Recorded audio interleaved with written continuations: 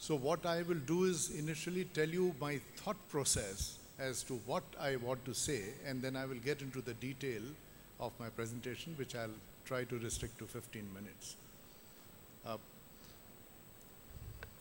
We don't live in a first best world. We actually live in a second best world all the time. And I say that because there's a very brief economic concept behind it. Of course, it's driven by maths, that you always try to maximize your constraints within the constraints. And so you can only maximize given the constraints. So it's never the first best. But maybe it is the best you can do under the circumstances. What I'm trying to drive is that in a second best world, there is always a need to move to the first best world. And that need is to be driven by technology. That's my belief. And that's why technology emerges. That's why people do various kinds of innovations. They make different types of inventions. That need drives the technology. We need to go to Mars. We need to capture the resources in Mars because the resources on the Earth are falling short. So we need to find a way to travel to Mars. We need to get into research on space. We need to get to all sorts of things which can help us to reach Mars. But once the technology is available, whether it is to be used by me only, whether it is to be used by a group of persons, whether it is to be used by a country, or whether it is has to be used by the world, that allocation depends on 100 of other things. Of course, it depends on who can pay for it the best. Then the technology is available on a check. But what I am trying to say in my presentation is, I will tell you about how the coastline is endangered with a whole lot of issues. But what we need to do is to drive technology into those sectors where it is needed the most.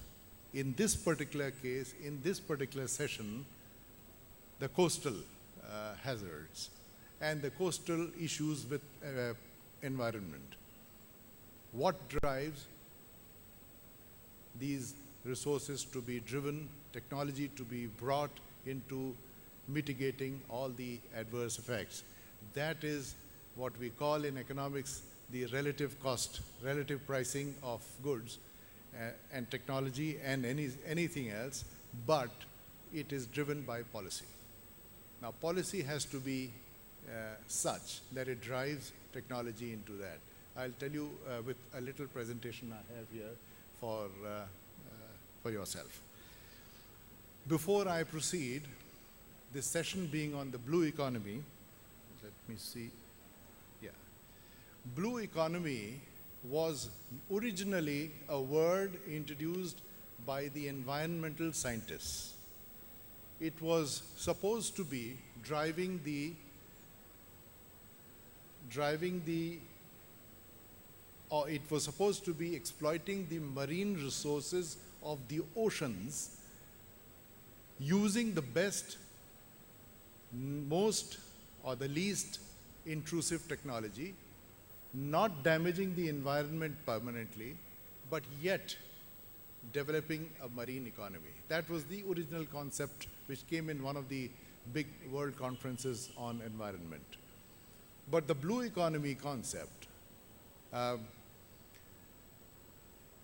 I don't want to say, at the risk of sounding immodest, I have extended it through a number of papers into what we call the blue economy of infrastructure. Why do we need to do everything on the earth? Why can't we do things into the sea? There is a shortage of place on coastal zones. There is a congestion. There is a issue of pollution. There is a whole lot of issues we'll come to. Why don't we move into the sea? Why can't we have a floating port? Why can't we have a floating island? Why can't we have everything in the ocean? Why do we have to do it in Vizag? Why do we have to do it in Paradeep? Not everything needs to be done there. I will suggest a small solution which I have actually in my real life put into operation. That makes my presence here slightly more relevant as an administrator. I've done things which have taken technology to implementation levels. Having said that, and extended the concept of blue economy, I must tell you that the coastal zones of India, the coastline of India, which is 7,500 kilometers, which is one of the biggest coastlines in the world because India is like a peninsula. We have almost 7% of our population residing along the coast. There are 9 maritime states. There are 9 states out of all the 29 states in this country which are along the coastline of the country. We have the government this time, the present government has floated one of the most ambitious projects, which is called the Sagarmala. I will talk more about it, but let me tell you what we are doing on the coastline. Sagarmala, by its name, means a bead of a mala, which is touching the sagar, touching the ocean. I'll tell you more about it as I go along. When we develop the coastline, which is being done under the Sagarmala project, there are ways that it will impact. There are things that will happen. There are policies that will be adversely reacting with some of the issues. But we also need to realize that there is one item in this entire world called population which has a monotonic growth. It just grows. And unless there is a world war or there's a nuclear war, we will never see the population come down. It will always grow. The rate of growth could be high, could be low, could be medium, but it will grow. As the population grows, we have to look for more and more resources to feed the population, more and more land to settle the population. Since we are all restricted by a coastline, everything has to happen within that coastline. That creates issues, that creates challenges for the technology, that creates challenges for the policymakers, and that creates issues for the scientists, that creates the issues for people to bring science and policy together and see what best can be done.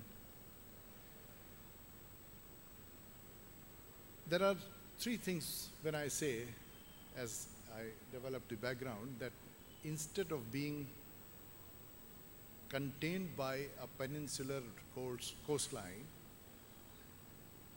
we should perhaps think in terms of shifting more and more activity outside the coastline. We should think in terms of the blue economy, which we can work in the ocean. We should think in terms of reducing our logistics costs. We should think in terms of reducing our manufacturing costs, increasing our productivity, but how? By several measures. One of the things I'm going to suggest here, which is relevant, there are hundreds of other things we can do, is when traffic moves from within on the land to the sea, there are numbers which will show that it's good for the environment, but there are other issues which come as a reaction to it, and we need to handle that. As I said, the first positive, when they move, pollution levels could be down, but the negative of that movement would be construction, traffic disturbs, the flora, fauna. You will have more ports, you will have more traffic, you will have bigger ships. Of course, it will disturb the fauna under the water and in the sea. But when you put in policy, when you put in technology, that's the only way. We'll come and see in 5 minutes how only way to do is to technology will drive and mitigate the negative effects. In fact, I have a model which I just said that we have actually created, a model which takes the load of the port and does shipping services into the sea. Before I lose on time, I must keep moving fast so that I can at least bring you to that very interesting subject of how innovation can help. We are all aware, we've read a lot of places, road and rail traffic creates a lot of issues. It is creating pollution. I mean, Delhi is a living example of a place where people like us live, but when we come here and when we go back, this evening when I'm back in Delhi, I will realize what Delhi does not have and what this place has. Immediately you see there's a pollution thing. All sorts of negatives on how when you move traffic, when you move cargo, when you move goods on road and rail, causes congestion, the delays in the cargo, loss of competitiveness of the Indian manufacturing, competition with passengers traffic, and basically what I'm trying to say that you need a modal shift. To where? You need a modal shift to work the blue economy. You need to move into the sea. You have a big coastline. You don't have to transport everything from Visakhapatnam to Mumbai by train or by a lorry or by a truck. You can actually do it along the coast. That's coastal traffic. Just for instance, I've given you a comparison that the carbon dioxide released per ton of fuel used in road for a similar lot of cargo is almost 1/4, I can say. It's 25% if you move it by the sea. And this is not my numbers. These are numbers from United Nations and other researchers. 1 minute on what is the policy, what is the act that determines the movement of coastal shipping? There is an act called the Merchant Shipping Act of 1958. And the entire coastal shipping is governed under that act.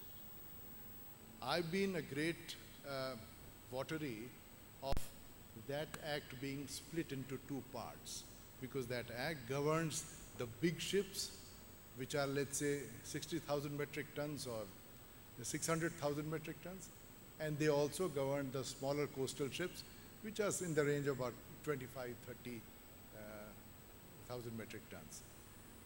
There are different requirements for both ships, so the same act actually imposes a lot of compliance cost on the smaller ships, and that is one of my logics why coastal shipping in this country has not taken off.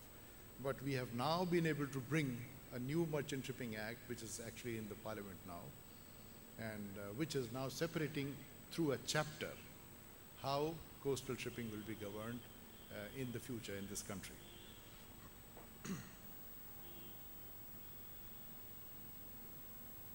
Coastlines are very important for every nation. We must realize we live on a coast here, but we don't realize it's really an important thing. Why? Because you are at the end of your country. It's like a border. It is nothing less than the Siachen border. It is nothing less than the Thar Desert border. It is nothing less than the Chinese border in Tibet. You are on the border. Only difference is you don't have an enemy across. But it is a border. You have the coastal zone, you have the economic zone, and that's. It is governed by a set of laws which are called cabotage laws. So this is just information.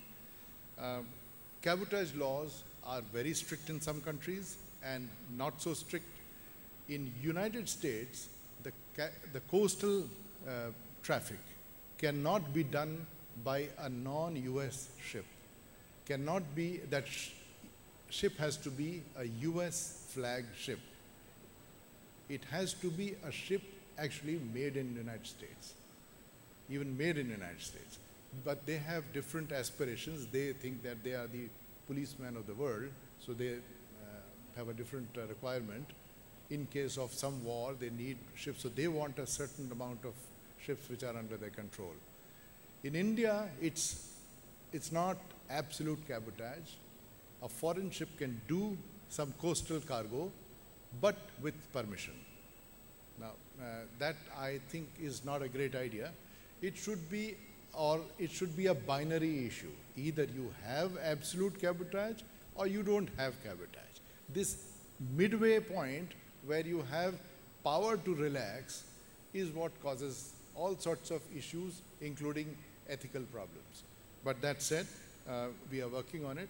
I've been able to push the government to get a fair amount of relaxation, but it's not complete yet. So we'll see on the line that Japan, China, US are very strong. They don't allow anything on non-United States type ships on the coast. Coast means doing, a lot of people go, a lot of foreign ships go and dock into their ports. But if they have to take cargo from one coastal town to another coastal town, that's not allowed. You can go there are ports, it's like international port, you can go and land. But within the ports, like in India also, you will never see Emirates carrying passengers between Delhi and Bombay.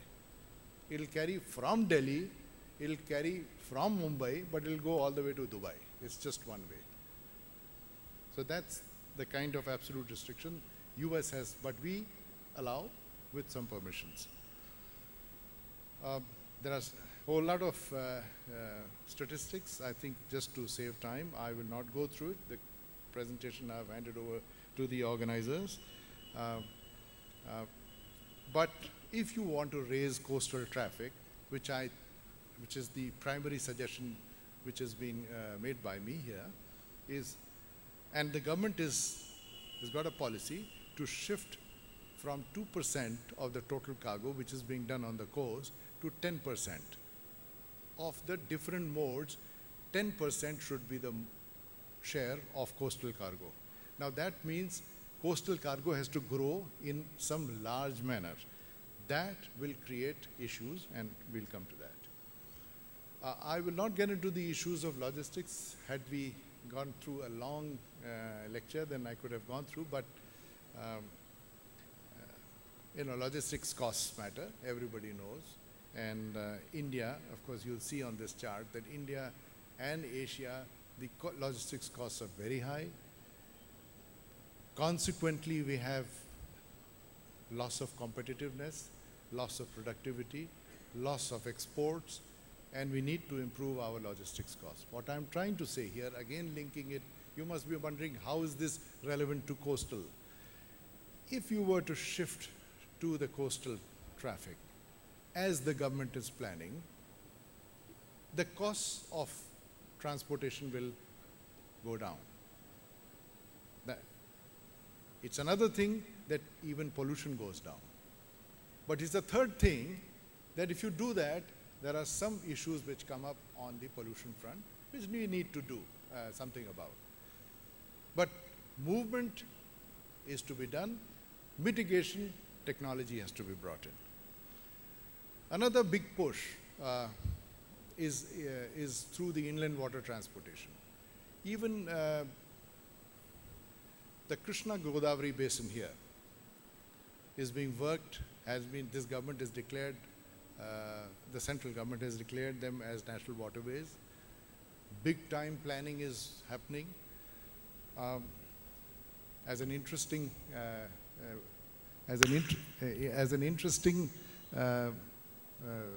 side story, I can say that there is a big canal which moves from Kalapakkam in the south all the way up to Kakinada and up, and it's called it's called Buckingham Canal. I don't know if you've heard about it. Buckingham Canal is an inland waterway which was dug by the British It was dug by the British during several famines to provide employment and livelihood to people. As a process, the whole thing got dug. There was a canal. I have a lot of friends who've done, actually sailed on these canals, these waterways. Even Kakinada, even today in Kakinada, you will see that goods are sort of transported by this thing. But over the years, in the last 60 plus years of independence and maybe before that, probably following the colonial legacy, there was a lot of emphasis on roads and rail. Roads, especially after the independence. So they'll see a whole lot of roads which have been constructed. A lot of rails routes have been constructed. But these inland waterways have died. People have encroached upon them, they've filled it up, they've silted, and so on and so on. But they remain one of the most economically time? Okay. Okay, now let me just move on. What I'm saying here is that are we prepared to move to the coastal, outside the coastal belt? The answer is, even if we are not, we need technology to do it, right? And I am actually quoting, and it's a very beautiful report. It's available on the internet. If anybody was to Lloyd's Register, is a 250-year-old British company which does a whole lot of research. You know, they are big in everything in shipping. They have brought a report, a perspective plan up to 2030. And you must read, as scientists, as people who drive technology, you must read why and what kind of technology is likely to develop in future which will mitigate the impact of our moving out into the coastal belt, into the coastal seas, the impact on, the negative impact on. There are three things I've just marked in red. The regulatory framework, which is absolutely very important. Technical, you can have techniques, but it has to be standardized. One of the biggest technical standardizations, I'll tell you, just to cite an example, was the containers. You will see containers are either 20 feet containers or 40 feet containers. Everywhere in the world, that's the way. Nowhere you'll find odd container, big or small, or like every container is either a 20 feet or a 40 feet. Technology has to be standardized to make it cheap. And that's what I mean. Again, I would say that technology is one of the things that is developing is the growth of LNG in the ships. The heavy fuel oil which the ships use is pretty environmentally dangerous, but not as much as a diesel on the road. It is. I mean, I'm not saying there is no NOx or CO2 being emitted by the seas. It is, but it's relatively less. Tomorrow we go to a non-carbon fuel like hydrogen. That's where the technology will bring. But who will use this who will use the hydrogen thing? I think that's where the policy comes in. The policy has to give incentives. The policy has to give a relative pricing such that people shift to a non-carbon fuel. I wouldn't do it even if today hydrogen is available, LNG is available. I will not take my ship into LNG or hydrogen because it costs me too much money, and it doesn't make too much of a difference in what I earn. So why should I go to? I don't care about technology, but tomorrow if the policy is such that if I was to move to hydrogen-driven ship, I would be rewarded through cheaper freight rates, cheaper port rates, cheaper, or something else will happen. How this happens in practical sense is the Euro 6 norm. In Germany, they wanted to drive traffic from the earth to the sea, and they gradually raise these norms. As you raise the norms, the cost of implementation, a Euro 6 car is much more expensive, but you have to buy a Euro 6 to drive in Germany. So people say, okay, we will not buy cars, we'll go buy a ship. Now that's how you shift. You change the relative pricing of goods, and that's the policy which drives people to adopt a technology. A technology may be available, but who's to buy it unless this kind of policy is, well, I will, if you give me 1 minute, I'll show you a small innovation which has been done.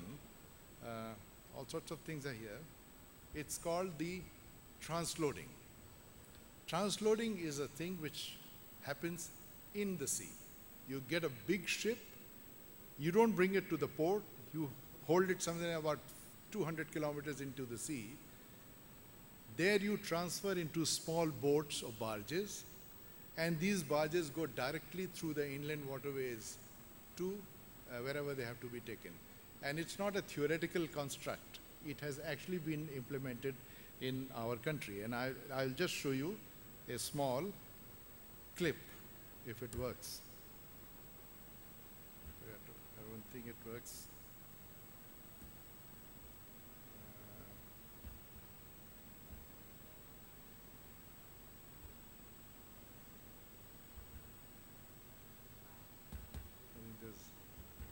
We didn't copy it. Anyways, these are the kinds of transloaders you have.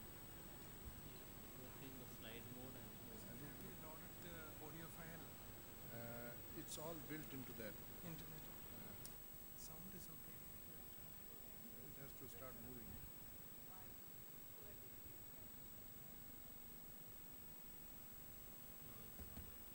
Anyways, I'm sorry, it's not working. That's no problem. In any case, I've run out of my time.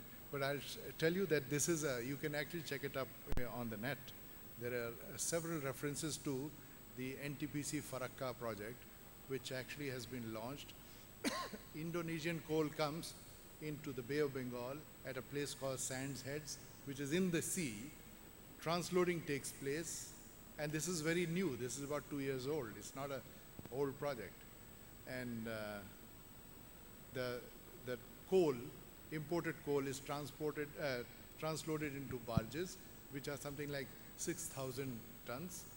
This is, a big ship is about 200,000 tons into 6, and these take 500 kilometers into Farakka in West Bengal at the thermal power station of NTPC. It's actually happening. And if we do an evaluation, I think it must have cut a whole lot of pollution issues. Otherwise, this coal would have brought to Paradeep by a road or rail into the north, and then over the Chicken's Neck all around Bangladesh back into Farakka. That's what was happening. So this is why I say technology, innovation, and policy, they have to coexist, and they will drive our country to all its potential greatness. Thank you so much. Thank you, Dr. Trivedi, for a wonderful lecture on the importance of shipping in transportation and the need for changing towards more and more transportation mode to shipping. Thank you very much. Thank you so much. Just a second. Hello, Dr. Trivedi. Now I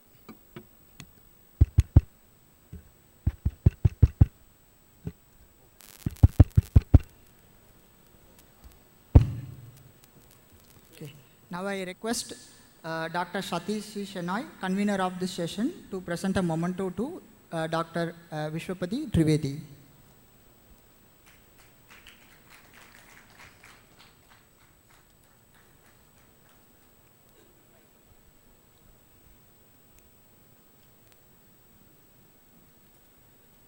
Now I would like to take a couple of minutes to introduce the convener, Dr. Satish Shenoy. Dr. Satish Shenoy is presently the Director, Indian National Center for Ocean Information Services. He has received several awards, including Dr. H.N. Siddiq Memorial Lecture Award from Indian Geophysical Union in 2011. He has also received Fellow Award from National Academy of Sciences and Indian Academy of Sciences in 2009 and 2007 respectively. He is a member of Governing Council, Ocean Society of India, Kochi. He has held several positions such as Joint Secretary for Goa Vidyan Parishad Goa from 2006 to 2009 and Vice President Ocean Society of India, Kochi from 2006 to 2008. He has also published more than 70 publications in peer-reviewed international journals.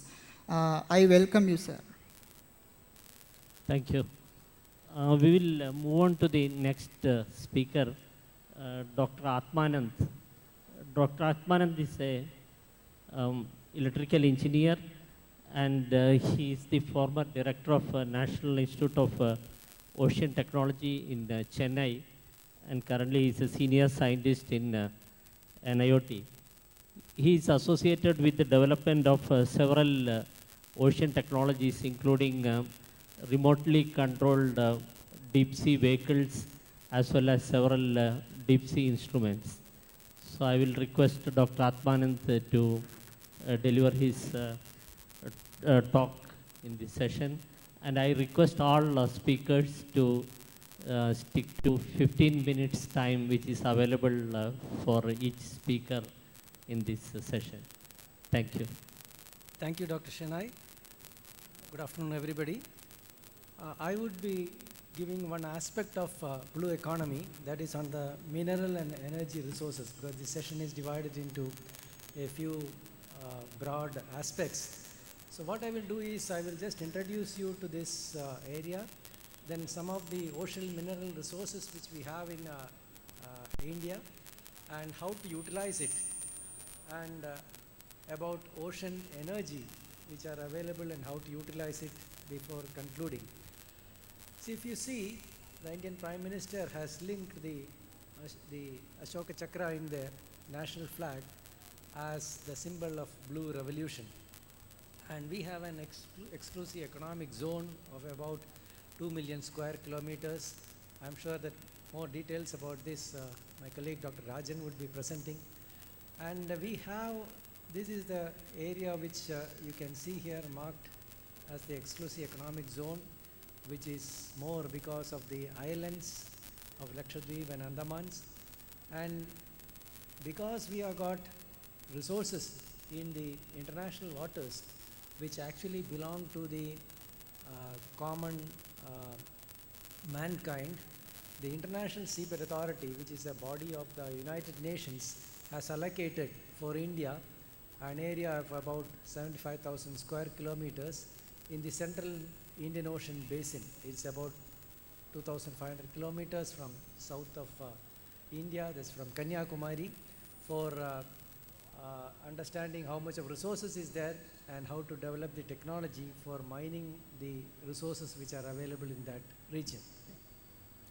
Now you know that ocean is full of opportunities for food, energy, water, and there is a move to enhance our EEZ, and that would really increase the resources that is available. But there are a lot of technological challenges to harvest these resources from deep waters. This is just a bird's eye view of the talk which I am going to give. Minerals about polymetallic nodules, placer deposits, hydrocarbons, oil, natural gas, etc. Then renewable energy and fresh water. You can see some of these pictures are shown here, about which I would just go into a bit detail within the stipulated time. If you see the minerals, starting with the beach placers, the quantity is about 632 million tons. And these are the compositions of the deep sea nodules. You can see cobalt, nickel, copper, etc.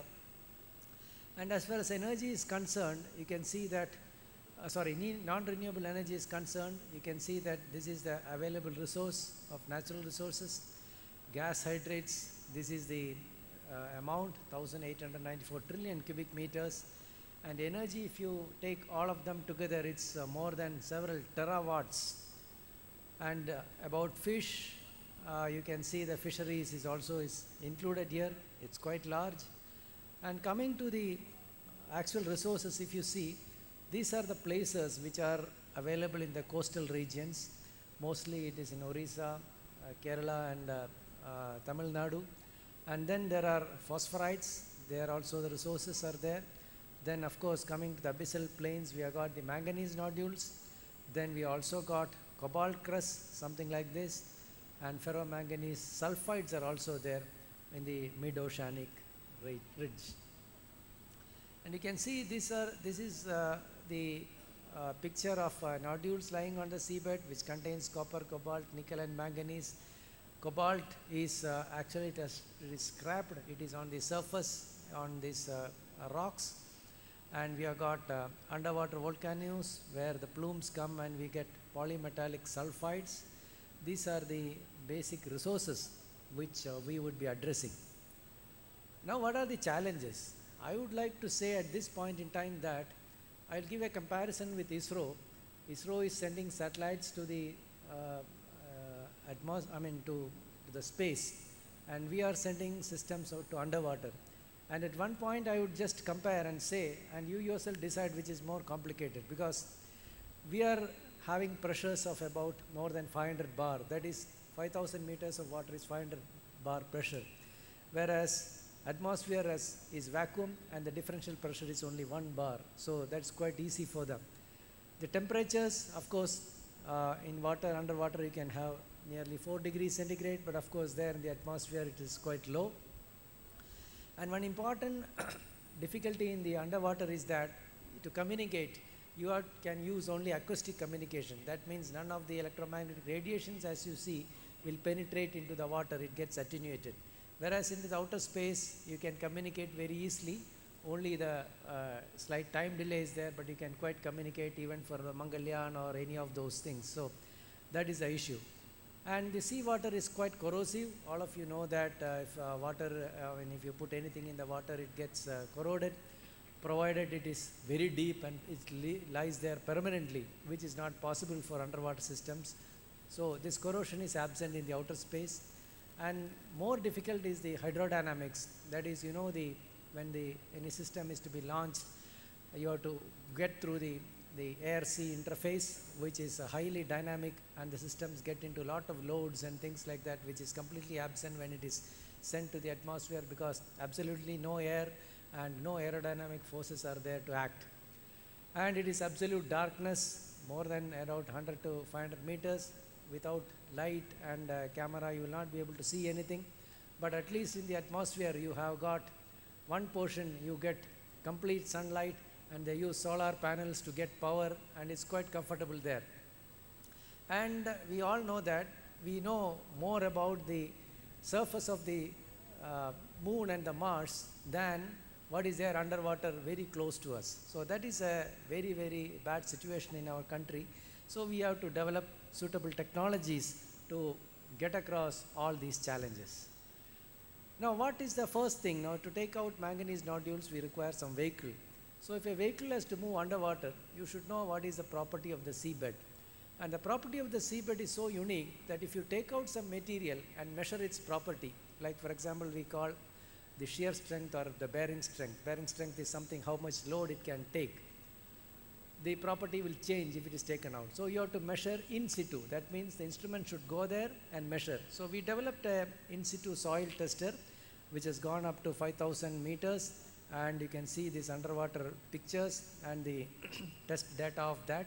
So this instrument has been developed by the National Institute of Ocean Technology, and we have tested this in the deep sea. Now in order to see that how the parameters in that particular location is, we require some sort of autonomous vehicle, and that is the remotely operable vehicle. You can see that this portion is the remotely operable vehicle. You can consider this like a satellite, and this is the tether management system, just like a satellite launch vehicle. So this whole thing is launched from the ship. You can see that it is launched from the ship, and once it reaches a certain depth, this ROV comes out of it and it can go up to a radius of about 200 meters and measure the properties and see, and all those instruments in that will be able to utilize to measure the parameters in that particular location. So this also has been developed, and we have tested it at 5,000 meters water depth. And these are some of the pictures taken from that at various locations from the Central Indian Ocean Basin, and the basalt rock at the Rodrigues Triple Junction, the nodules collected from the CIOB, and some of the organisms which are observed at Krishna Godavari Basin in Bay of Bengal. So these are some of the test results. And we also had a test done at the Rodrigues Triple Junction. You can see the ROVs in that particular location, and the pictures which are taken from there has been transmitted from our ship Sagar Nidhi through satellite to NIOT, where at that point in time Dr. Rajan was the director of NCOR, and we were just sitting and viewing it at NIOT. The live images about 4,000 kilometers away is the first time we have done. So this is the technology that we have developed. Now coming to the actual mining, we have this type of machine which is a crawler based one, which will sit on the seabed and move and collect the manganese nodules which are on the seabed. And you can see that this is the collection mechanism which collects it here and pumps it to the surface. We have done a test up to 500 meters, and we are in the process of taking it up to 6,000 meters in the future. So this is the actual 3D model of that, which will be working in the future for mining of nodules from 6,000 meters. And we also have in future a program to have a manned submersible wherein 3 people can be accommodated in this sphere, and it can go up to 6,000 meters water depth with an endurance of about 12 hours. So this is a new project which we will be taking up and designing and manufacturing it soon. Now I will move on to the area of ocean energy. I will touch upon these aspects. Gas hydrates, which is of course a non-renewable one. It cannot be considered as a green one, but offshore wind, ocean thermal energy conversion, wave energy, ocean currents, and its offshoot as desalination and biofuel, all these things are green, and I would just touch upon quickly all of them. Now if you see, this is the Indian energy scenario. The Niti Aayog site, if you go, a good amount of work has been done by them, wherein we can just identify what is the energy portfolio in 2017 and what is the energy portfolio in 2047 based on the amount of renewables and non-renewables which you will be using at that point in time. So you can tweak it and get it into various aspects. So this you can go and have a look, but it is said that by 42% of hydrocarbons have to be imported even in 2047, even after significant use of renewables. So you see that these are the locations where we have got gas hydrates, and the gas hydrates is nothing but solid methane which is available in Krishna Godavari Basin, and this is the estimated resources. You can see by bottom seismic reflectometer it has been identified by various institutes, and we have developed something called a coring system which can sit on the seabed and drill up to about 100 meters and collect the sample for ground truth evaluation. So this is undergoing sea trials. And if you see renewable energy, about the wind aspect, my colleague Dr. Ramanamurthy would be giving a session tomorrow on this. We have a national wind energy mission which is targeting about 56 gigawatt by 2025, and these are the locations, that is in Kanyakumari and Rameshwaram. These are the 2 locations where we have got good wind potential, and wind resource assessment has been done, and a good plant load factor has been obtained for 3 megawatt turbine, and this is the power production you can see here at various locations. And the commercial viability also has been proven because the IRR is more than 10%, which shows that it's highly economically viable. And the substructure designs are being done by our team, taking into account various hydrodynamic and earthquake effects, things like that. Coming to the ocean thermal energy conversion, which is the very apt technology for India, we have got a difference in temperature near the equator between the surface and the sea bottom, and this temperature is used to run an ammonia turbine. You can see that this is the cycle where the hot water is used to evaporate ammonia, and a turbine is run, and that ammonia is cooled by the deep sea cold water, and thus energy can be generated. So this is one basic aspect. Next one is on ocean current. There are various currents which are there in the waters. You are all aware of that, and water is highly dense, so we can use this to generate power. And we have done some work at Andamans, and we have used a current turbine to generate power there. Now coming to the wave energy, which is not that much useful for, or rather it cannot be utilized much for India, because we are away from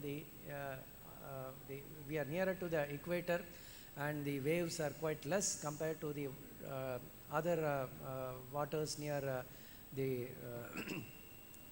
poles. So we have a wave energy platform which was done at Viziñam in Kerala, where the wave movement has been converted to air movement, and air turbine was rotated to get into to generate power.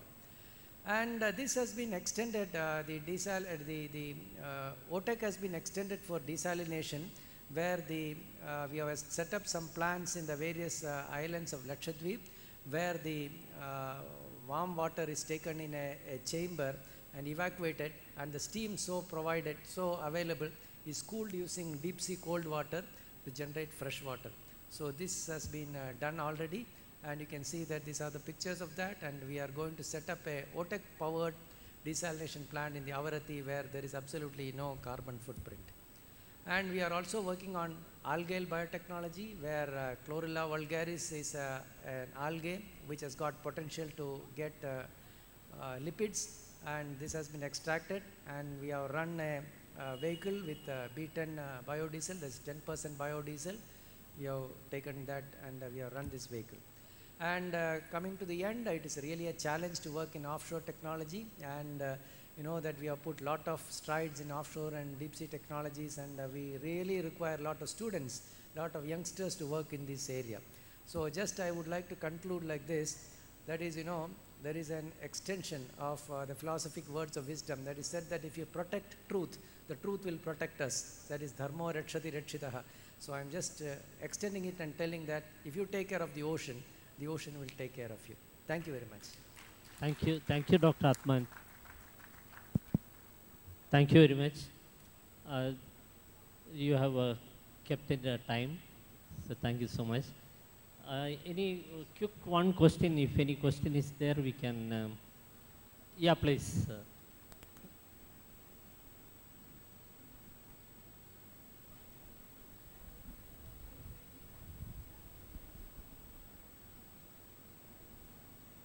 I have two questions, one for him and one for him.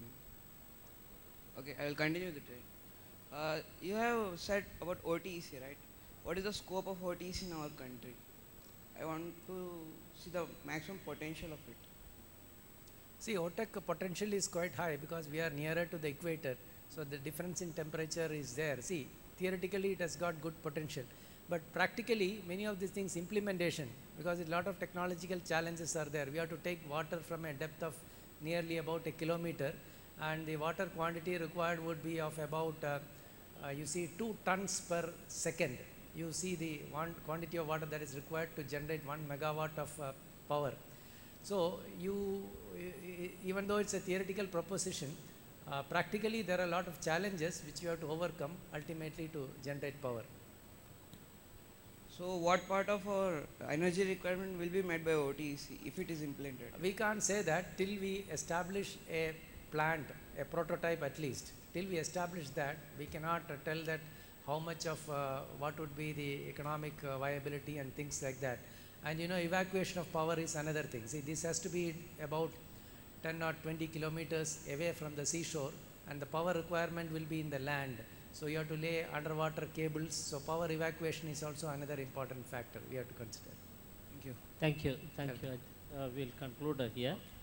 And yeah, Dr. Atman, there is a. Thank you. Thank you. We'll call upon now to the next speaker, Dr. Meena Kumari or okay, Dr. Meena Kumari. Dr. Meena Kumari is the chairperson of National Biodiversity Board, and she also served as Deputy Director General of ICAR and also as Director of SIFT in Cochin, that is Central Institute of Fisheries Technologies.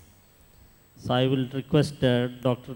Meena Kumari to deliver her talk. Have pointers, so if you want to specify. Here I will do that. No problem. Like this. No problem. If you want to point something, you can do this. Yeah, please. Thank you, Dr. Shenoy. I'm so grateful to the Ministry of Earth Sciences for just inviting me to just take part in the session. Blue economy, which is the Prime Minister's office is also giving much importance to it, and it is one of the catchwords now. That is blue economy, and what is our trends, or maybe what is our support which we can do for the blue economy. So I am from a fisheries background, so I thought today I will talk about the sustainable use of fishery resources, wherein this is one way of just supporting the blue economy. So sustainable development is the development that meets with the needs of the present without compromising the ability to future generations to meet their own needs. So what we have now, maybe it is with the same account, or maybe more than that, we have to just leave it for the future generations. And talking about the biodiversity, because I will now talk about the biodiversity underwater. So India is one of the richest biodiversity nation in the world. Already we have cultural biodiversity, culinary biodiversity, but again, when you talk about, it has got 4 biodiversity hotspots, and almost all types of landscapes are present in the globe, is available in India. And coming to fishes, if it is among the 21,730 number of species in the world, we have got 2,546. That is almost 11%, which is a very important quantity which we have in India. And with a coastline of nearly 8,000 kilometers, more than 8,000 kilometers, it is very rich in marine biodiversity also. Equally is the terrestrial biodiversity. And the coastal ecosystems, which I told you, that we have got almost all the landscapes available in the globe is present in India. The Indian coastline includes estuaries, lagoons, mangroves, backwaters, salt marshes, rocky coasts, sandy stretches, and coral reefs. The marine habitats, which will play a very important and significant role in the ecological and economic stability in the country. And we have got about 451 species of sponges, more than 200 species of corals, 2,900 species of crustaceans, 3,370 species of mollusks, that is shelled animals, 200 species of bryozoans, 760 species of echinoderms, 47 species of tunicates, 1,300 species of marine fishes. When you talk about blue economy, the more contribution comes from the marine fishes, especially the crustaceans and the fin fishes. When you talk about the Indian fishery, it is about second world largest fish and aquaculture production is from India. That is just behind China.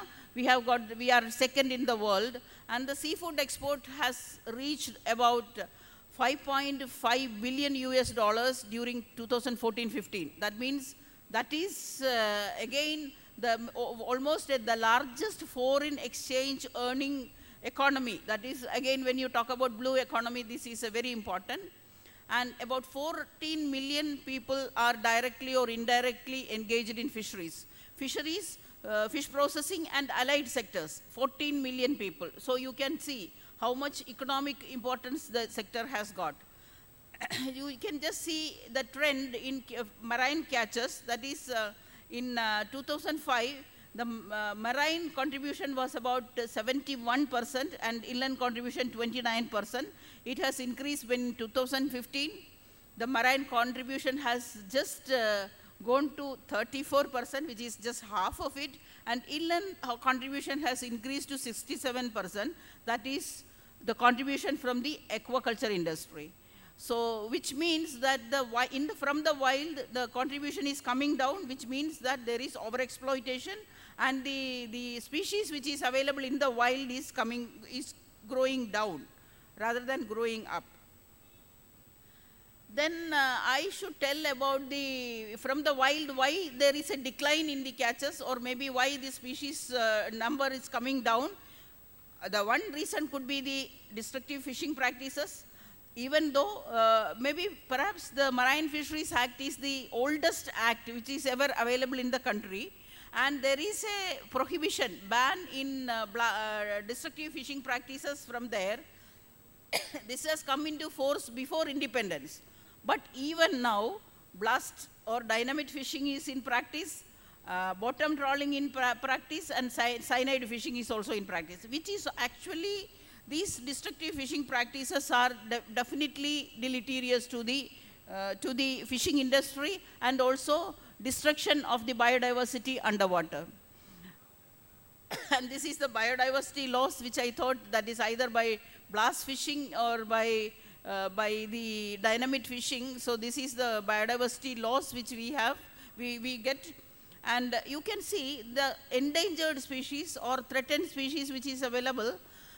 That also, maybe this is a press report which I showed, that 3 held in possession of banned marine species. Wanton destruction of these species are being taken place, either by way of just poaching or by just wild collection, because there is no restriction. Even though in policy there is restriction, but people do not follow it. And the fishing with bamboo cage, along with for ballasting, they use huge stones or iron particles, which is again destructive to the coral reefs, and iron cages, which is also is destructive to the coral reefs. And habitat destruction is taken place by just collection for shells. That is one thing. And then by way of just ecotourism also, people will go into the coral reefs and then just destroy the environment as well as the species which is available in the coral reefs. And the coral mining wantonly takes place. I have just shown 2 pictures. One is from the Gulf of Mannar, that is the abandoned church in Dhanushkodi, which is made of only coral stones. And then another house which is made in Lakshadweep, it is again made of the construction material is the corals.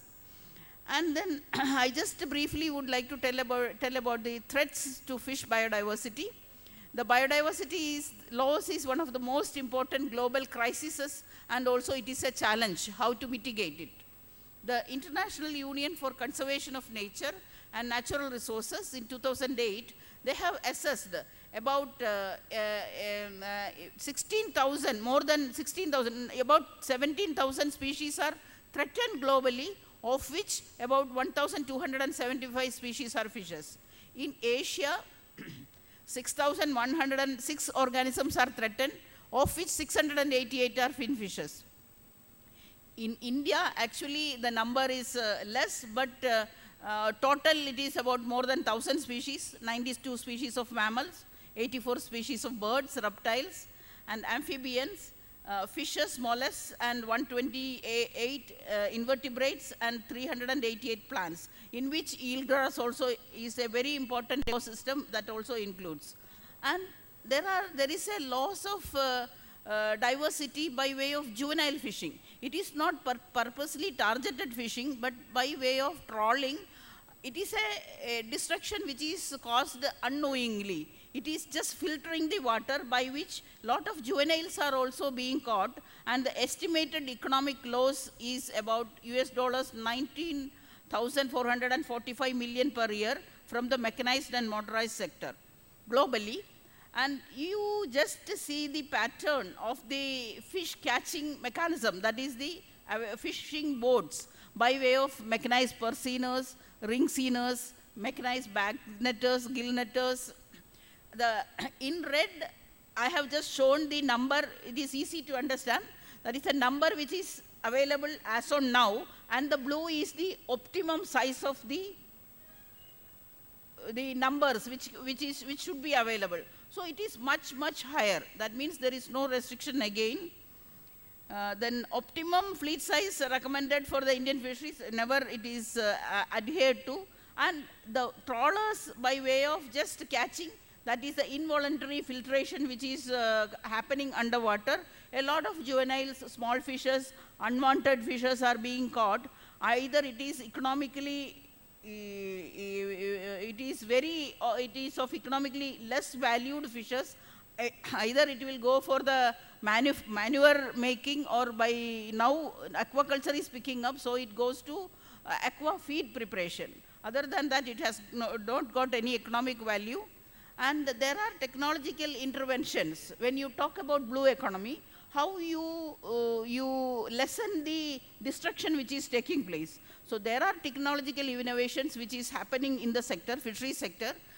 For example, one fish eye and radial escapement device, wherein it allows the young ones, juveniles, small fishes to escape from the trawl net and then grow further, so that it will be just growing to just contribute to the economic value of it. Then there are square mesh cordons, wherein the square meshes will have easy filtration of water rather than the diamond meshes. So that also will facilitate the escape. And I just passed through some of the interventions, that is bycatch reduction devices and juvenile fish excluder, a semi-pelagic trawl which will not scrape the bottom. And there is a bycatch reduction device which is designed for the Hilsa species. Hilsa is a very important fish which is most liked by the West Bengal people, so that also is there. And turtle, endangered species, turtle excluder device, and circle hooks which will catch the fishes at the mouth rather than at the throat, wherein it can be released again live into the water. And efforts are some of the traps which will catch all the fishes, but you can just, the living condition, the young ones can be released back to the water. And coming to the aquaculture, when you talk about blue economy, a great deal of economical effort which is to be going into the aquaculture sector is going to help the sector.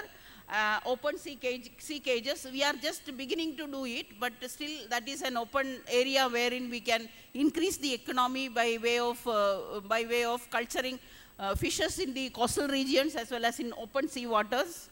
Then in open pen culture, I just would like to mention about the hatcheries which has to come, because the breeding technology, which is about very few species, has been standardized in India, wherein nearly 75 species is available in China. So that is why we are behind China. So the breeding technologies has to be developed, and also the local varieties has to be supported and encouraged for fishing.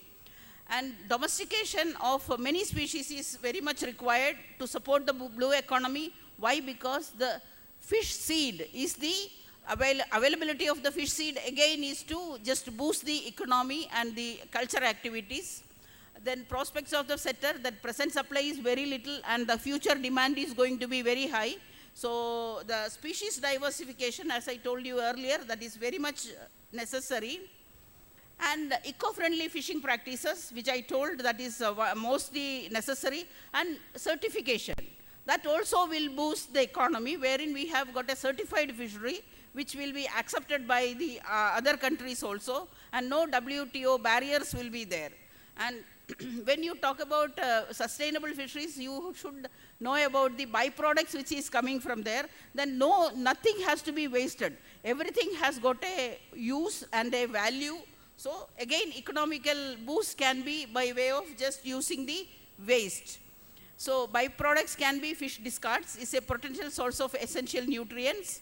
And now, last slide is for the conserve the marine resources, the legal and non-legal instruments. There is a large number of instruments available, where the FAO Code of Conduct for responsible fishing, that we have to practice, and also we have to have instruments including the differential international plan of actions to follow them, so that the fishery or maybe the blue economy will be boosted. And marine protected areas, I don't go into that because that also just is a basic requirement wherein you have protected areas to supply to the wild. And the Environment and Forest Ministry included a lot of marine species under the Wildlife Protection Act also to protect them. And now coming to my 2 slides are there. This is the last slide. There is a sustainable development goals which we follow. They are bold universal agreement to end poverty, and its dimensions are equal and just and secure world for people, planet and prosperity, and sustainable. SDG 14 is the life underwater. Again, the blue economy is underlined in this. There, conserve and sustainably use the oceans, seas and marine resources for sustainable development. And the national biodiversity, again from the SDGs we have got 12 national biodiversity targets. All these are just can be aligned with the SDGs and also for the blue economy, for the support as well as research and the policy development. All these 12 instruments are in place. And now coming to the organizations to be involved in effective management and support of blue economy: Department of Animal Husbandry, Dairying and Fisheries, ICR, NBFGR for new genetic resources, NFDB for support of the blue economy and supporting for the culture and all, and Marine Products Export Development Authority for boosting the exports, as well as having the marine certification and eco-labeling to that, and National Biodiversity Authority for the biodiversity conservation and sustainable use. Thank you. Thank you very much. Thank you, Dr. Meena, for a wonderful lecture on the importance of fisheries in blue economy, as well as the importance of sustainable fisheries. There is a memento from organizers for you.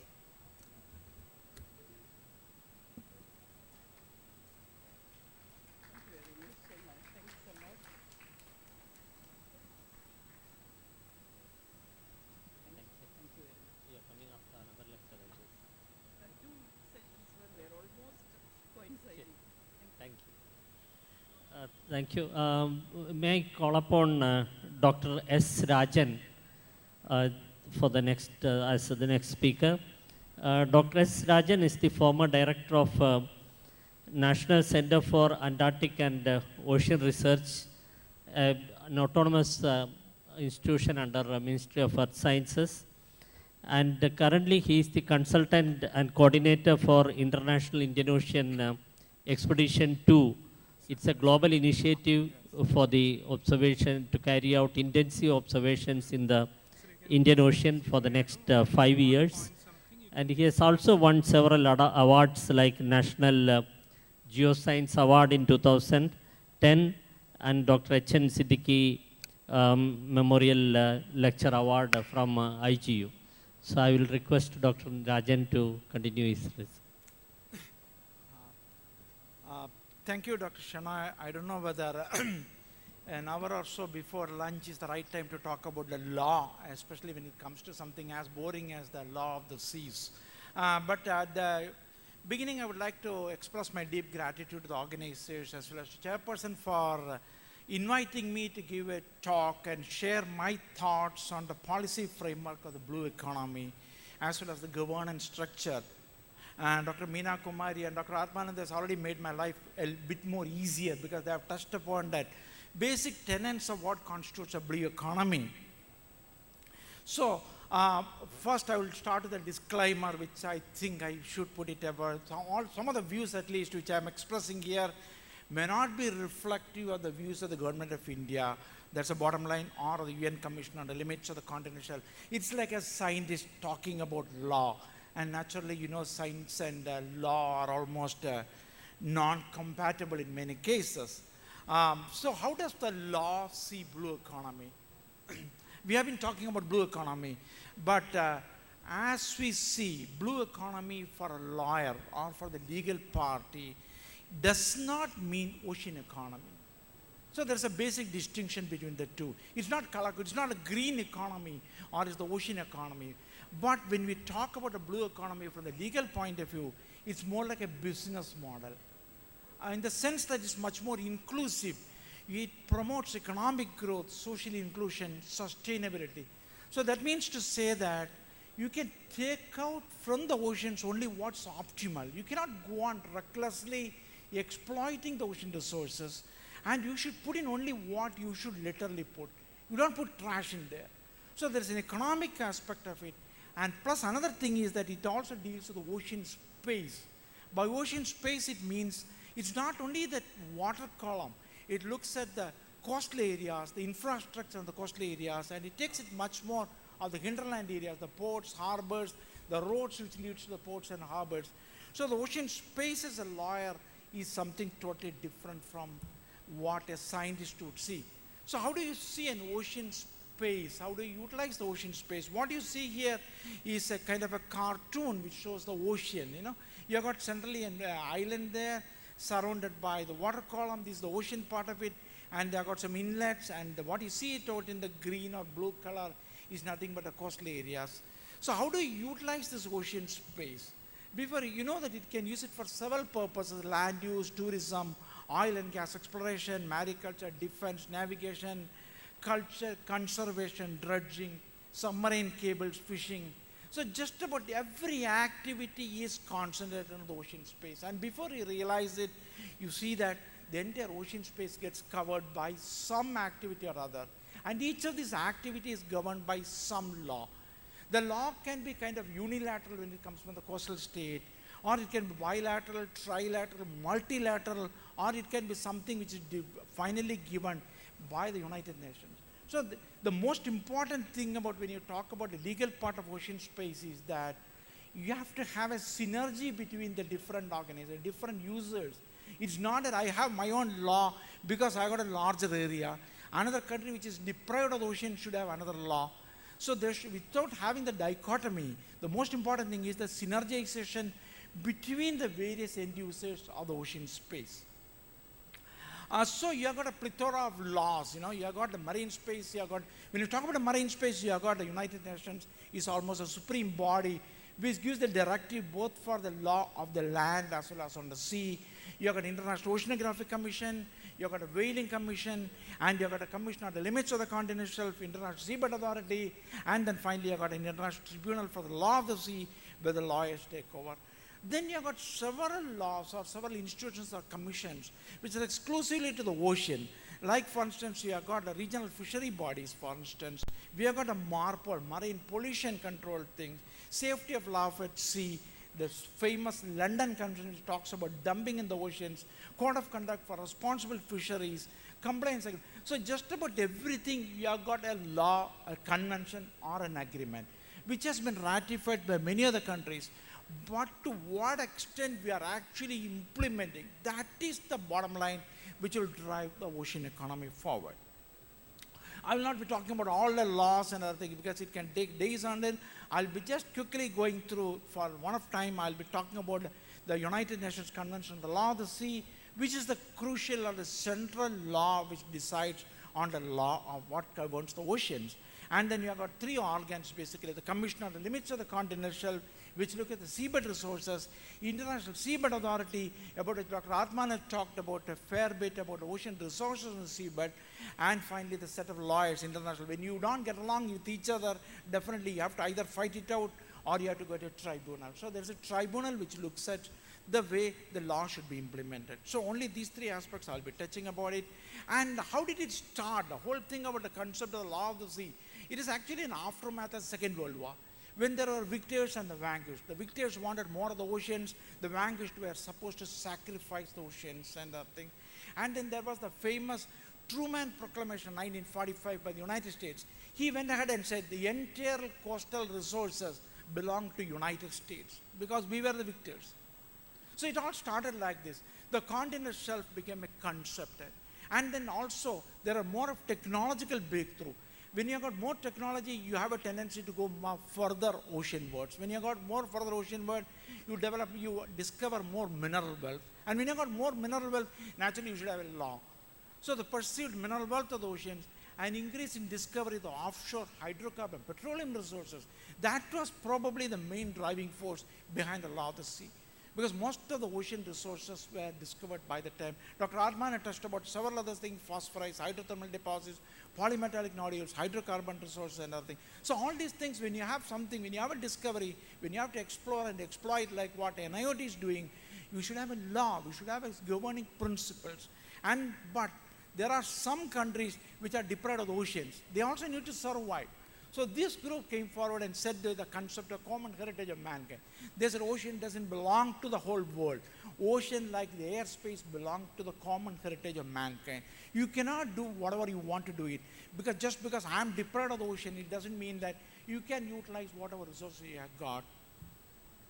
So finally in 1982, the United Nations Convention of the Law of the Sea, interestingly, it took about 13 years for the United Nations to come up with an agenda itself.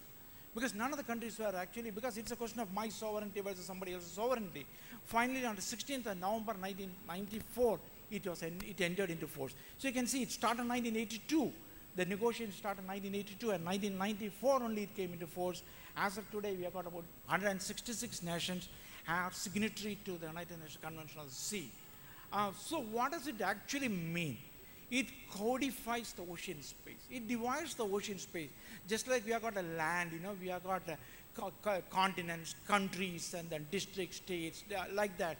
And similarly, this also seeks to codify the ocean space in different maritime zones. But the difference here between land and the ocean is that the sovereign and jurisdictional rights minimize as you go through the successive zones. The further away from the land you go into the ocean, your sovereign rights are getting diluted.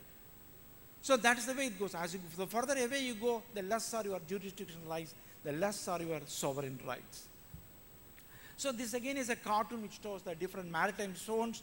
You have got a sea level here, and you have got an ocean space above that.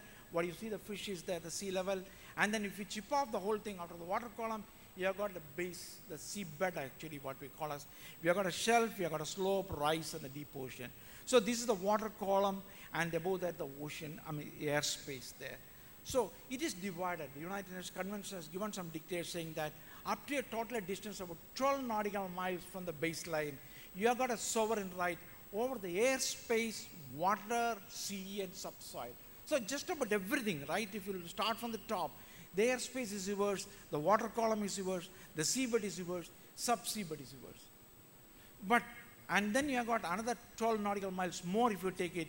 You have got what is called a contiguous zone, which is mainly meant for the customs, immigration, other things. You cannot go beyond that. But still you have got a right to the airspace, you have got a right to the water. So you have got an innocent passage. If somebody wants to fly across there, you need to take the permission from the country.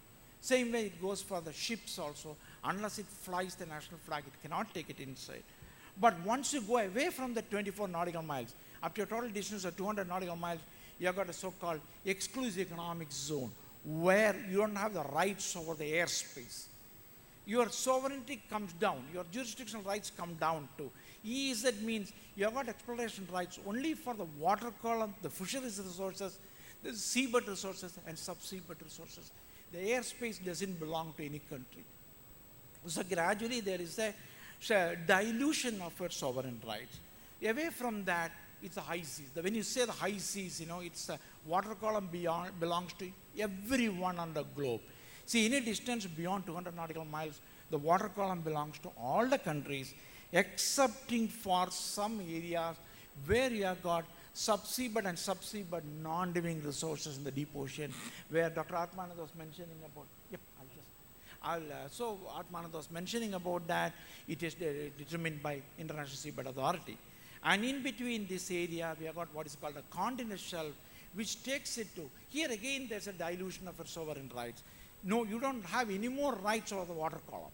You have got rights only about the seabed and subseabed resources beyond this distance. So there are some rules which are in place which will help you, facilitate you to lay claims to a continental shelf or the seabed resources beyond 200 nautical miles if you fulfill certain requirements. So I could, now I'll come to India. Where do we stand and other things? India is one of the countries which are the first to come into the race and other things. India has got a parliament enacted act. 1962 itself, we were one of the first countries to come forward and define our maritime zones. At par with what UNCLOS achieved After so many years in 1994 only, India already had defined its territorial waters, its continental shelf, exclusive economic zone. So it's written by an act of parliament, which is inviolable. So this is where we stand, and India has already ratified UNCLOS in 1995. So this is something which has been prepared with one of my younger colleagues at INCOIS. We have already got a maritime agreement, 12 maritime agreements we have got with the 5 neighboring countries. We have got a maritime boundary between Maldives, I don't know whether I can, between Maldives and India, we have got a maritime boundary. Between India and Sri Lanka, we have got a maritime boundary. Between India and Thailand, India and Indonesia. But you see the dotted line, we still don't have a maritime boundary between India and Pakistan. And we have got a maritime boundary right now with Bangladesh, which has actually been given by a court of arbitration. Only last year we got this one. So this is something where the law has stepped in and said that, look here, we will decide where your maritime boundary stops. So having said that, I think I can skip this also. So beyond national jurisdictions also, and Dr. Atmanand has mentioned about the Kingston thing, where we have got certain rules in place for exploration and exploitation of mineral resources beyond the natural jurisdictions. If you are able to claim, if you are able to propose there, as on date, the ISBA, the International Seabed Authority, has entered into contract with 26 contractors, which India is a major player in this one, which you can see here. What you can see here is this area. This is the polymetallic nodule area. About 75,000 square kilometers of area has been given to India for exploration and exploitation. And similarly, last year, we also put our proposal here for laying claims for exploration rights for hydrothermal deposits over an area of about 10,000 square kilometers. What you see in pink are those areas for which the International Seabed Authority has given us the right to do the exploration and exploitation. And down below, you have got a Chinese area, you have got a Korean area. Yep, I'm just about through with that. Okay, so having said all that, is it all goody-goody? It is not. The law still has a long way to go. We have got several fancy names, that I thought I would stop with this. We have got loops and pizzas and bananas and donuts. I mean, this is not a lawyer's given name. If you look at the way it has been done, for instance, I will show you some of these areas. See, this is what is called a pizza crust in the Bay of Bengal. After the UN gave its, the Permanent Court of Arbitration gave its final verdict, we got an area here which they wanted to call as a gray area. The gray area means the water column belongs to India and the seabed resources belong to Bangladesh or Myanmar. So that means if you want to explore something, you need to have something. So what has happened is that we have traded off a larger uncertainty for a smaller confusion. Now you don't know to whom it belongs to. Whether I can go and fish in that area, I can go and fish in the area. But Bangladesh cannot. Bangladesh can only explore the seabed resources. Similarly, we have got something called a donut hole in the Arctic. This is actually between USA, Mexico, and Cuba. USA has got this area, Mexico has gotten this area, Cuba has gotten this area, and in between you have got 2 holes there, which belongs to the international community. So you can't access these areas. So what we call as the donut holes in the Gulf of Mexico, and we have got a loophole similar in the Arctic. Arctic is one of the most contentious areas as far as the maritime delimitation is concerned. Primarily because you have got several countries, all of which are laying claims to the hydrocarbon resources. When you take out this area, Canada, Greenland, Svalbard, Norway, and Russia and USA, you are left with an area which is called a squished donut here, which belongs to everybody. But you can't access the area. What is the purpose of having something when you can't go to that area? If you have to go to that area, you need to seek the permission of the remaining countries. So the law by itself cannot do anything unless until the countries come together and decide. So the rights and responsibility, I'll just sum up in 2 minutes time, So it basically UNCLOS determines the government's activities both on land and at sea. To the extent that the activities on the land impact the marine environment.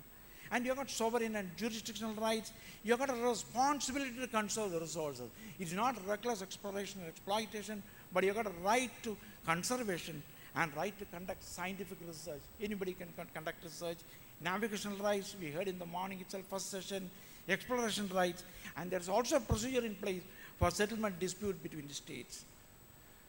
So as regards India is concerned, the policy framework on blue economy is well structured. We are one of the few countries which has got a well structured policy framework, and as its backdrop, UNCLOS and the Marine Zones Act of 1974. I'll stop with this one. Ultimately, what drives law of the sea is that every man shall have a fence around him. I would like to have a fence around myself. Even on water, if it's possible, I would like to draw a line and saying it's mine. So that's where all this law of the sea starts from. Thank you so much. Thanks for giving me this opportunity. Thanks.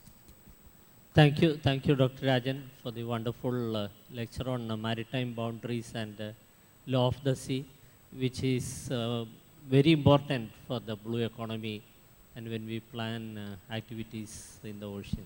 Thank you very much. There is a memento from organizers.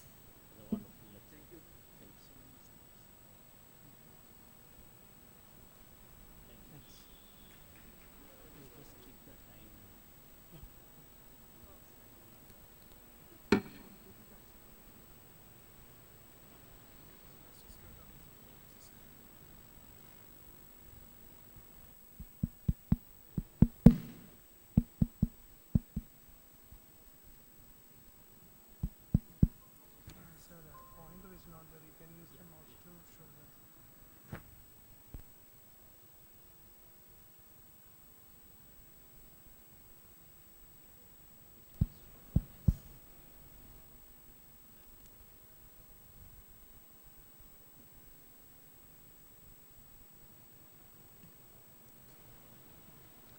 Yeah, we have one more talk in this session. This is the last talk. I know that I am holding you back from the lunch. So I request Dr. Rajan to keep the time and give me warning at the end of 10th minute as well as 13 minutes. So I will try to conclude this talk within time. The topic of my talk is importance of ocean services for the blue economy of India. Because when we go for more of activities in the ocean, we should plan those activities. And to plan those activities, we should have information services like the weather service. When we plan any activity, the weather forecast comes in picture, and that helps us planning it properly. As the previous speakers had mentioned, India has a vast maritime estate. We have a long coastline of more than 8,000 kilometers and 2.37 million square kilometers of exclusive economic zone. And all these waters around us are used for transportation, fishing, dumping of industrial waste and sewage, and extraction of oil and gas. And several ports are located on our coastline, and the beaches are used for the recreational purposes. And blue economy depends on the activities in these waters. Safe conduct of human activities in these waters demands their understanding and prediction. We have the legal continental shelf, as Dr. Rajan has mentioned. Additionally, we have 0.6 million square kilometers if this claim is accepted by Seabed Authority. Similarly, we have the ferromanganese nodules, that area which is which you can see here, that has been leased out to Government of India by Seabed Authority. So we should be prepared to meet all these challenges. But then our challenges are in the next decade is realize the potential economic benefits of the marine estate while maintaining social and environmental values. And our policy makers and managers are required to responsibly evaluate the trade-offs between economics, social values, and environmental sustainability. But the difficulty arises due to the lack of knowledge about our vast, varied marine systems, their resources, and how their ecosystems function. Already we know that we have the issues like coastal flooding, change in the inundation and coastal erosion, and also the acidification of the oceans. So these threats have profound growing impacts on our society, and all this need to be taken in consideration when we start depending more on the oceans for our economic growth. The physical and geochemical environment of our EZ and oceans around us are extraordinarily complex. It ranges from strong tidal flows, currents, cyclones, huge swells arriving from on our coast from the Southern Ocean, etc. And to facilitate safe navigation for our maritime trade routes, manage fisheries, rescue missions, and defense activities successfully in these waters, it is necessary to understand and predict the waves, currents, tides, and other oceanographic phenomena. Right now, we have the mechanisms to predict the tides all along the coastline at the several ports in advance. Similarly, the waves we can predict using the mathematical models which have been developed for our areas, and we can predict the waves which are arriving from the Southern Ocean in advance and provide the information to the coastal population so that they can cut down on the losses of their property, especially the fishermen living on the coast. They can secure their boats and fishing nets. Similarly, we have the ability now to forecast at a very high resolution the entire water column around our Indian shores. And also we have the ability now, if something is lost in the sea, where to search for that. We know where it was lost, a fishing boat or a man overboard went, or any other object has been lost. Now, how to plan the search? For that purposes, we have the ability and we have the search and rescue aid tool for that. Similarly, we know that oil spills are occurring in our waters. Once the oil spill occurs, it has to be removed, and also we should be able to predict where that oil spill will move and which part of the coast will get affected by that oil spill. So we have the abilities to do that now, and also the ability to provide forecasts for the fishing routes, so that the ships can use these forecasts and plan their navigational activities. So that we have now. Like this, we have several products. Right now, there are 43 customized products which are being used by different stakeholders, whether it is a fisherman, oil and gas industries, or the shipping, or the ports and harbors, Navy or Coast Guard. So there are ocean services which are available for various aspects, and definitely these services will boost the blue economy, the activities pertaining to the blue economy. In addition to that, we have the problem with the storm surges following a cyclone, especially along the Andhra coast. We have seen in 2014 in Visakhapatnam, when the Hudhud cyclone had a landfall on the Visakhapatnam. So we have the ability to forecast the cyclones right now, as well as to provide the accurate storm surge and the kind of village, the number of villages which will get inundated due to this storm surge. This information can be provided to the disaster managers, and they can evacuate the population from those villages in advance, reducing the loss of life or loss of properties. And the most important, though it is very infrequent, the tsunami early warnings. In 2004, when the tsunami occurred in the Indian Ocean, we never had any capability to forewarn the tsunamis. But right now, we have the full capability to provide the tsunami early warnings. We have an Indian tsunami early warning system functioning from Hyderabad, which uses the seismic network as well as tsunami buoys or the bottom pressure recorders and the tide gauge network and the mathematical models to predict the tsunamis. But only it can be done only after the large earthquake occurs on the seabed. And the networks are being set up to reach this information at the earliest. Now, this is the picture of a tsunami warning center, and you can see that since its inception in September 2007, totally 437 large earthquakes. The earthquakes which have magnitude greater than 6.5 have been detected by this center, and out of that 88 were in the Indian Ocean, and this center is maintaining the targeted requirements, how fast this information should be provided to the disaster management agencies as well as the population along the Indian coast. For example, there were 7 major events which necessitated tsunami warnings for those instances, and the center provided those tsunami warnings within first 10 minutes of the earthquake occurring, so that there is sufficient time for the evacuation of the population from the coast.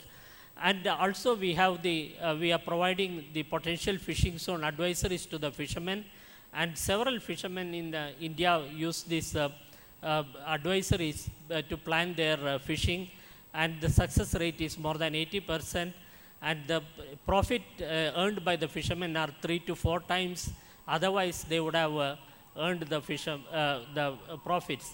There are independent studies which points that the potential fishing zone advisories, if it is used by the fishermen, it can have it can add to our economic growth or economic GDP to the tune of 34,000 to 50,000 crore. And similarly, it can save the diesel, because the fishermen don't go out and search for the fishing ground because they are told where to go for fishing. So they save the diesel, and that itself is a large saving. And also we can cut down on the carbon dioxide emission using these potential fishing zone advisories.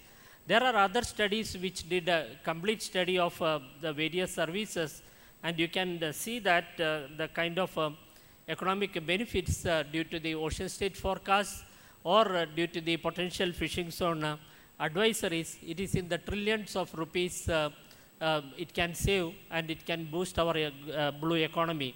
Similarly, Indian Coast Guard uses the services like search and rescue tool as well as oil spill contingency plans, and Indian Navy also uses. Similarly, the providing the though there is no tsunami occurring, but telling the population there is no need of panic and no need of evacuation is required, that itself saves. One estimate says that each evacuation would have costed the government something like 3,500 crore. So that's a saving if there is a warning that there is no need of evacuating the population. Similarly, the biodiversity conservation and ecosystem health and coastal monitoring and prediction system of ICMAM, which has been carried out over the last 2 decades, and a new system which is being proposed along the Indian coast, which will be helpful for monitoring the biodiversity as well as the ecosystem health, and provide the information on the coastal waters of India.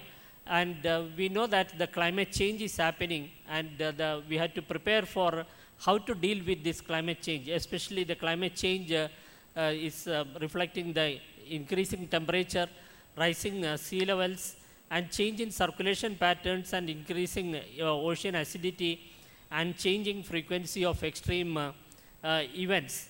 Right now, the estimate says that the 93% of the extra heat which we are putting into our system is absorbed by the ocean. So ocean is becoming more and more, actually the oceans are protecting us to the large extent from the kind of warming otherwise we would have faced. So 93% of the heat is absorbed by the ocean.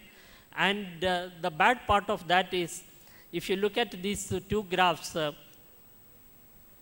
you can see that from the Pacific Ocean, lot of heat is getting transferred to the Indian Ocean, or for the last several years, especially from 2003 onwards, the Indian Ocean is warming at a much faster rate.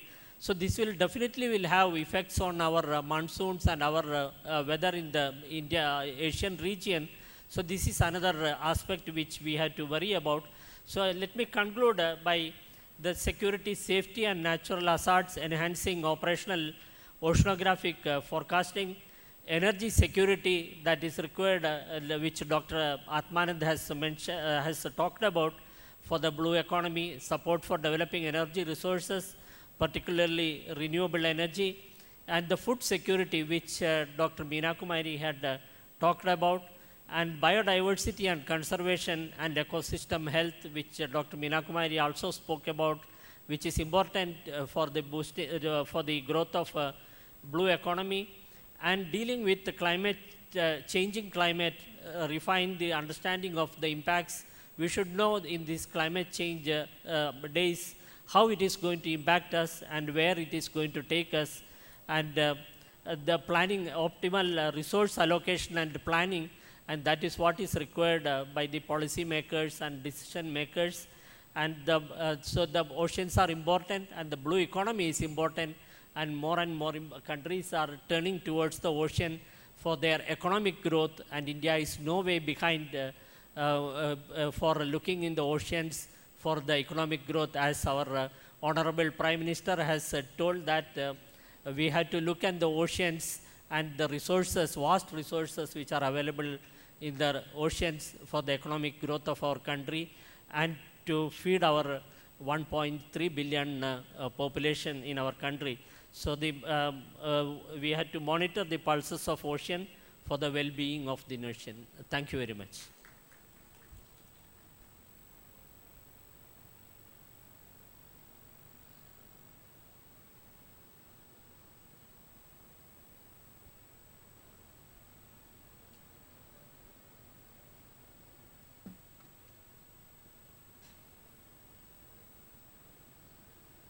Now I request Dr. Srijit Karthikeyan to present a memento to the convener on behalf of Indian Science Congress.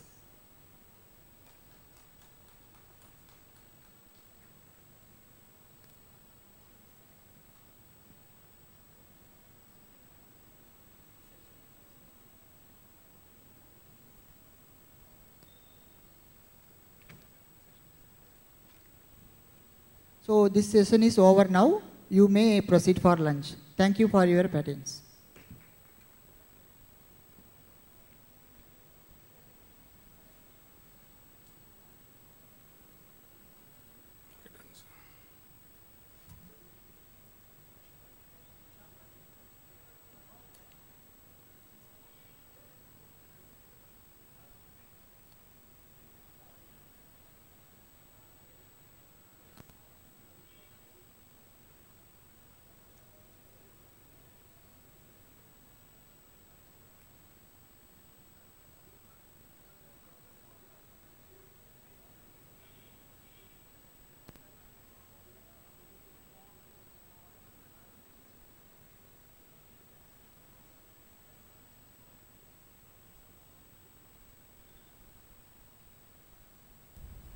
Morning.